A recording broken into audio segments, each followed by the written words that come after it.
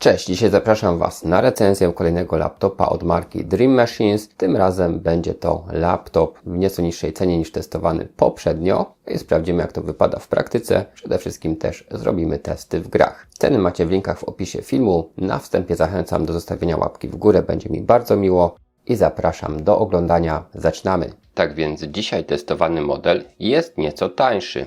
Na chwilę nagrywania tego filmu cena wynosi 6299 zł w wersji bazowej. Jest to dość podobna konfiguracja do testowanej poprzednio, a niższa cena wynika z innego układu graficznego, ale o tym będzie za chwilę. Na wstępie przypomnę, że każdy laptop gamingowy Dream Machines możecie spersonalizować. Czyli przykładowo chcecie więcej pamięci RAM. Nie ma problemu, większy dysk lub drugi dysk do zrobienia. Dokupić możecie także system operacyjny Windows w kilku wersjach, czy dodatkowy rok gwarancji. Bazowa wersja komputera i tak jest bardzo mocna i świetnie radzi sobie w grach, o czym przekonacie się za kilka minut. Ale póki co przyjrzyjmy się obudowie, która jest metalowa i robi wrażenie solidnej. Także pojedynczy zawias jest mocnym elementem. Ekran ma aż 17,3 cala i oferuje rozdzielczość Full HD przy odświeżaniu do 144 Hz. Jasność to 300 nitów, czyli standard w matrycach IPS stosowanych w laptopach. Kąty widzenia są dobre, a kolory całkiem niezłe. Natomiast poziomem jasności na pewno ustępuje matrycom OLED. Nad ekranem znajdziemy kamerę, a komputer posiada również wbudowany mikrofon do wideokonferencji. Z klawiatury korzysta się dobrze, klawisze działają sprężyście i cicho. Nie zabrakło klawiatury numerycznej i dodatkowych skrótów. Jest chociażby możliwość wywołania panelu do zarządzania parametrami komputera. Możemy tutaj zmienić prędkość obrotową wentylatorów, zmienić tryb z multimedialnego na tryb maksymalnej wydajności, czy chociażby zarządzać podświetleniem klawiatury i innymi funkcjami. Touchpad jest duży i działa nieźle. Jednak ja do laptopa zawsze korzystam z myszki. Na dole przedniej obudowy znajdziemy diody systemowe. Od spodu wentylatory i otwory wentylacyjne, boki kryją kolejne wyloty powietrza i radiatory systemu chłodzenia. Z lewej strony znajdziemy port USB 3.0 i gniazdo audio mini jack 3,5 mm. Jest to gniazdo typu combo. Prawa strona to jedno gniazdo USB 3.0 i jedno USB typu C. Z tyłu kolejny port USB typu C, HDMI, gniazdo LAN i wejście na podłączenie zasilacza. LAN ma tutaj przepustowość 1 gigabita na sekundę, dlatego pod względem portów jest całkiem na bogato. Podłączenie internetu kablem jest zawsze dobrym rozwiązaniem, jednak Wi-Fi 7 również sprawdza się w tym laptopie dobrze i pozwala osiągnąć wysokie transfery.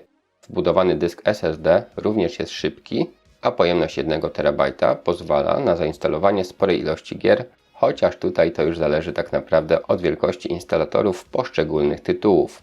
Ponieważ dzisiejsze gry potrafią mieć spokojnie ponad 200 GB, jeśli chodzi o wymaganą przestrzeń na dysku. Głośniki laptopa dają radę, chociaż tutaj podobnie jak z myszką, wolałem skorzystać z bezprzewodowych słuchawek. Dzięki wbudowanej łączności Bluetooth możemy je podłączyć do komputera bez problemu. Procesor to mocny zawodnik. Intel Core i9 14900HX posiada 24 rdzenie i 32 wątki, co sprawia, że jest to idealna jednostka do wymagających gier. W tym modelu karta graficzna to Nvidia GeForce RTX 5050 wyposażona w 8 GB pamięci RAM. TGP karty wynosi 115 W.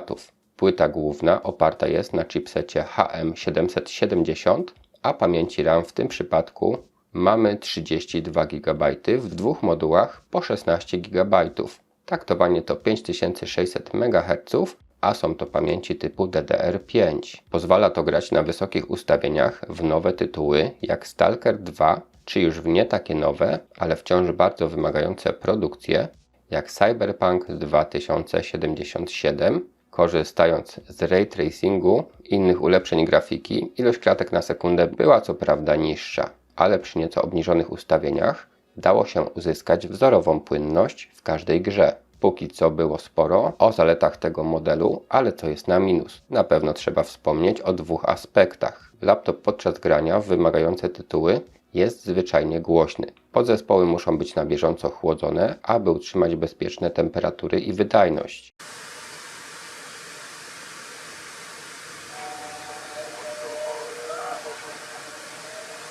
Druga kwestia to wbudowany akumulator. Pomimo, że jest dość sporej pojemności, gdzie przekracza ona 53 Wh, to bez podłączenia laptopa do ładowarki możemy co najwyżej korzystać z komputera kilka godzin podczas przeglądania internetu czy obejrzeć sobie film. Zużycie w tym przypadku zależy także od ustawionego poziomu jasności ekranu i podświetlenia klawiatury. Jednak jeśli odpalimy bardziej wymagającą grę, komputer będzie działać jedynie około godziny. Za to z podłączonym zasilaniem komputer pokazuje pełny potencjał. Wbudowana bateria również ładuje się szybko dzięki czterokomorowej konstrukcji.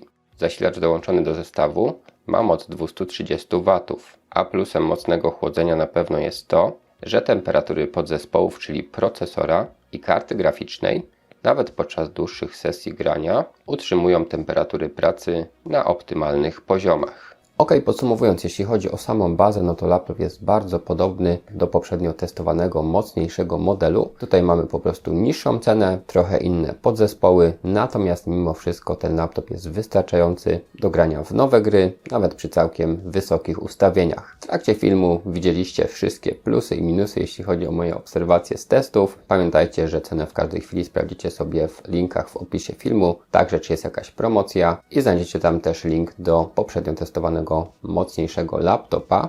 Jeśli film Wam się dobrze oglądało, będę wdzięczny za zostawienie łapki w górę. Możecie także napisać komentarz czy udostępnić film. Warto także subskrybować, żeby być na bieżąco. Na dzisiaj to wszystko. Dziękuję Wam za uwagę. Trzymajcie się. Zapraszam do sprawdzenia oferty partnerów kanału Dream Machines. Laptopy dla graczy, akcesoria gamingowe i nie tylko, X4 Race, ręczne hamulce do kierownic. Linki do oferty w opisie filmu.